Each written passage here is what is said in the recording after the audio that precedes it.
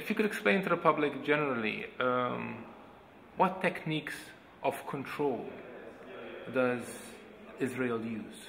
If you can just even list them and, you know... Depends where you're talking about. Within Israel proper, i.e. Israel within the 1948 borders, we're then talking about Palestinian citizens of Israel. They have technical rights attached to citizenship, such as the right to vote, although they're not allowed to establish parties that are Palestinian nationalist parties, because they're interpreted as denying Israel's right to exist, and that's illegal. So the range of parties that Palestinians are allowed to vote for is very limited, but nonetheless, as citizens of Israel, they have these technical rights. They are, however, prevented from such basic rights that being a citizen in another country has, like, for instance, buying property. Once property has been sold to the Jewish National Fund, which then leases it out to Jews, they are prevented, they're prohibited from selling it or leasing it to non-Jews. So, unlike citizens of most countries, Palestinian citizens of Israel do not have the right to buy into the real estate market. They're also policed very thoroughly compared to the rest of the population. They are restricted to effectively to certain residential zones. They have substandard schooling. They are denied access to the military, with the exception of the Druze population. Palestinians are not eligible to join the Israeli Defense Forces. They don't do the compulsory military service that the rest of the population does. And the trick with that is that a whole lot of civic benefits, like access to pensions and education and medical advantages, are limited to people who've done military service. So by excluding Palestinian citizens from the military, Israel succeeds in also excluding them from a whole lot of benefits, which it makes benefits that are specific to those who've done military service. The obvious flaw that you notice in that system is that there are also certain observant Orthodox Hasidic Jews who refuse to join the military. Ways are found to give them those benefits even though they haven't been in the military, and therefore they're just withheld from Palestinians. So there are a whole lot of informal ways whereby, outside of the imbalanced rigour of the policing to which they're subjected, there are a whole lot of informal ways whereby Palestinian citizens within Israel get second best and are held down. But their lot is immeasurably preferable to the lot of Palestinians living in, well, there are three kind of categories. Those living in the occupied West Bank, those living in East Jerusalem, which Israel has claims to have annexed, claims to have made part of Israel, which is quite illegal and not recognised by the international community. And thirdly, those living in Gaza. Now, there are three different types of regime that apply in those cases. In the case of East Jerusalem, Palestinians are not regarded as a separate population in the way that those in the West Bank are, who are recognised, albeit reluctantly and tacitly, as an occupied population.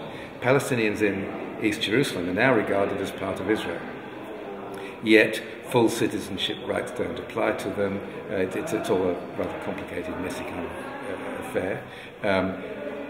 Since Ariel Sharon went on his sort of walk through East Jerusalem and set himself up in a house there, there is now a systematic campaign by Israeli settlers to move into Palestinian houses in East Jerusalem. East Jerusalem being the Palestinian sector of the city of Jerusalem, which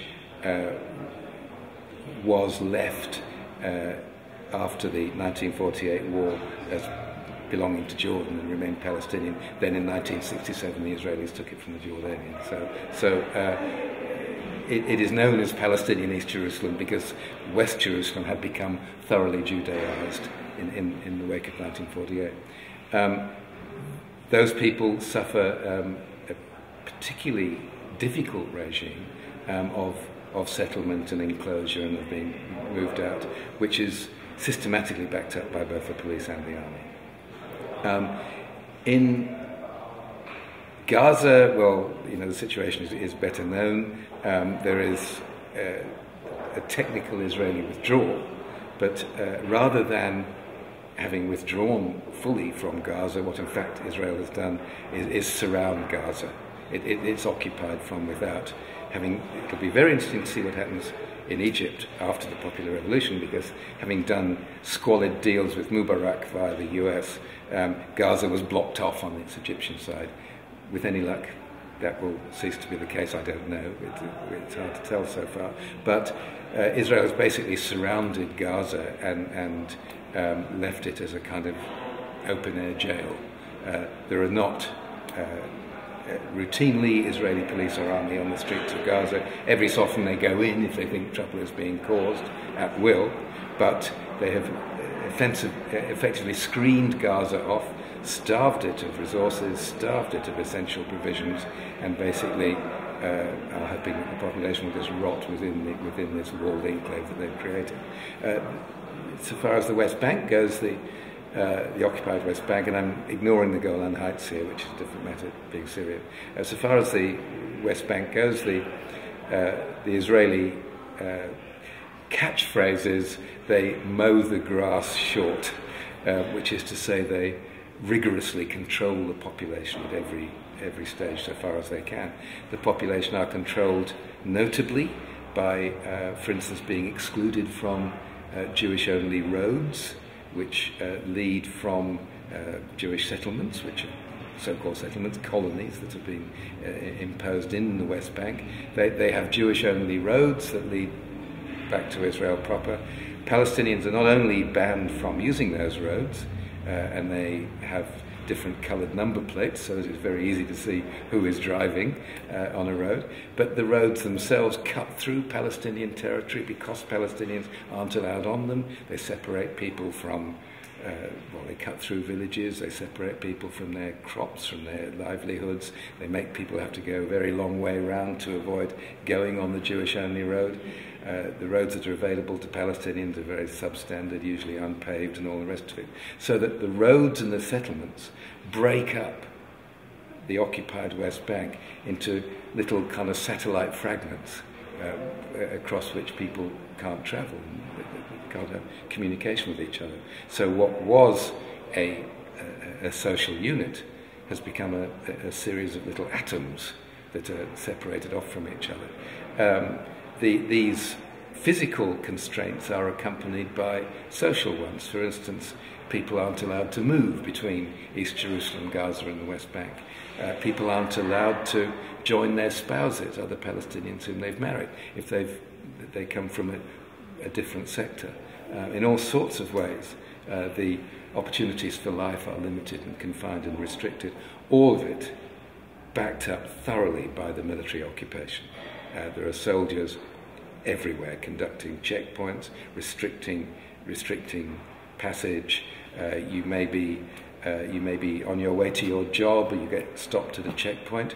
Often not a checkpoint that you knew was there the day before. But in addition to the permanent checkpoints, they set up flying temporary ones without any notice. So you can be driving along a road that was just an open road yesterday, and suddenly there's a checkpoint there, and they might hold you up for hours on end. They might not let you pass. You might not be able to get to work. Sometimes in the case of pregnant women, you might have to have your baby there on the road, not let through the checkpoint. You might die in an ambulance. All these sorts of things can and do happen. So that the ordinary routines of daily life are thoroughly interrupted and made extremely difficult through military activity, through checkpoints and other hold-ups that are staffed by soldiers. That's the formal, official face of it. The informal, official face of it is utterly gross and disgusting. For instance, it's standard procedure for soldiers who are stationed on top of the roofs of people's houses, on street corners. It's standard procedure for them to urinate in the people's water tanks, for say, for example, on the roofs of their houses. It's standard procedure where offices or houses are occupied for them to defecate on the floors, or, classically when the PLO offices were occupied after they'd been evacuated. Under United Nations cover, people went in and, photocopy machines had were full of feces. The soldiers had defecated in this gross, quite unnecessary, vile, bodily human attack that bespeaks a kind of hatred that goes beyond mere official military policing.